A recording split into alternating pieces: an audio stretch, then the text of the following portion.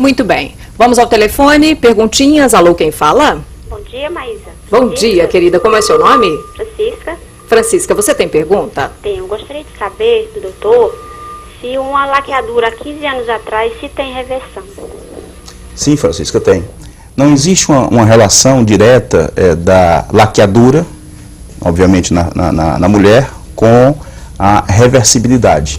Isso tem a ver com o homem, ou seja, quanto mais tempo o homem passou laqueado, menor chance ele tem de não engravidar.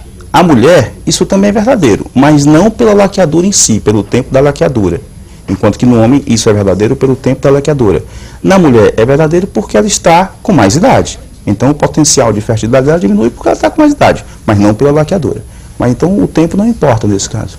Não, quando se faz a reversão, a possibilidade de engravidar, porque há muitas mulheres que depositam todas as esperanças nisso. Quais são as possibilidades depois de uma reversão dessa cirurgia? A gente pode falar que, de uma forma geral, numa paciente dita como ideal por nós, a possibilidade da reversão ter sucesso é em torno de 50%. 50% a 60% num período de até 18 meses. Mas essa na paciente ideal. Quando eu estou falando na paciente ideal, é aquela paciente que foi laqueada, mas foi laqueada e está com menos de 35 anos, em que o método da laqueadura que o médico utilizou foi um método que nos ajuda a deixar um maior comprimento de trompa disponível para a próxima fecundação. Então são alguns detalhes que a gente só vai saber quando operar essa paciente. Fazendo. Ok. Eu lembro de uma época em que a laqueadura era uma forma de não ter filhos, né? A mulher, de repente, teve 1, 2 filhos, ela tinha 20 e poucos anos de idade e ela já ia para a laqueadura, facilitada, né? Assim, até por moeda de troca por votos, enfim, tudo isso a gente viu acontecer. Hoje eu espero que as mulheres estejam mais cientes, né, da importância do seu corpo, do que ela faz com esse corpo, das atitudes que ela toma, né, do que é definitivo ou não nessas reações, das relações que hoje são diferentes, né? Então tudo isso tem que ser levado em conta. Olha só, me dói eu ver a laqueadura como método de contracepção. Na verdade, eu não encaro a laqueadura como método de concepção, para mim é um método de esterilização.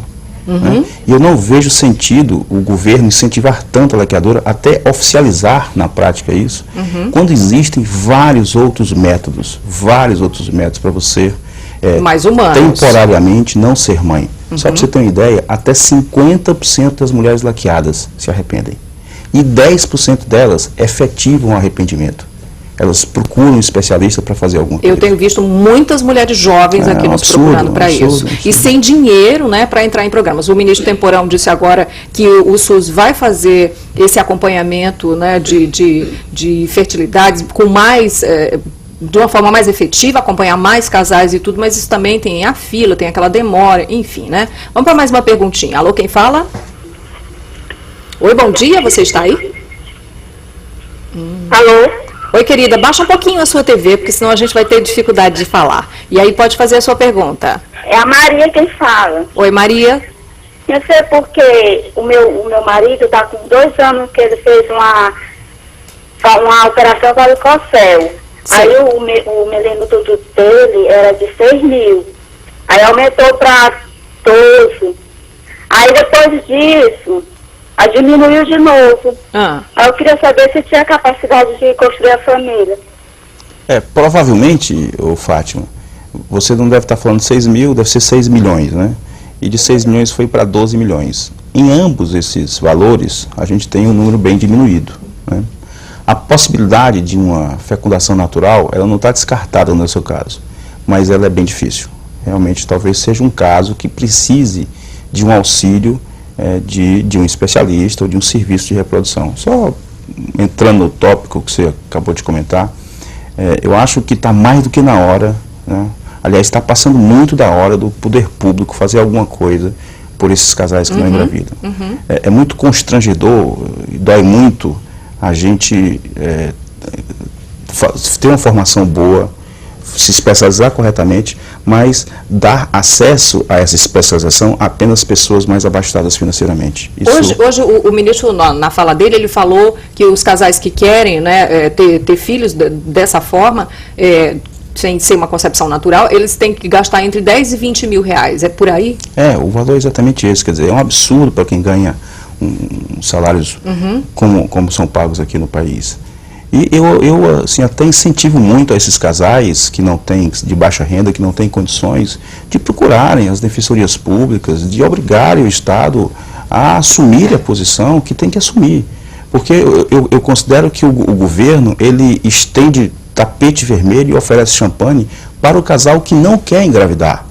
Ele chega ao cúmulo de pagar uma esterilização, um instrutor hospitalar, um anestesista, um médico. Agora, para o casal que quer engravidar e não consegue, não está nem aí. Isso é grande verdade, não está nem aí. Então vamos esperar, quer dizer, esperar é uma forma de dizer, né? Esperar que se concretize isso que o ministro vem dizendo, dessa atenção devida aos casais que querem ter filhos no serviço público e exigir isso também. Muito obrigada, doutor, pela sua vinda aqui. Nós sequer falamos dos métodos mais modernos para ajudar esse homem, mas a gente retorna aqui com esse mesmo tema, aí sim falando dessas técnicas. Terei muita disposição para vocês. Bom dia, então. Um abraço.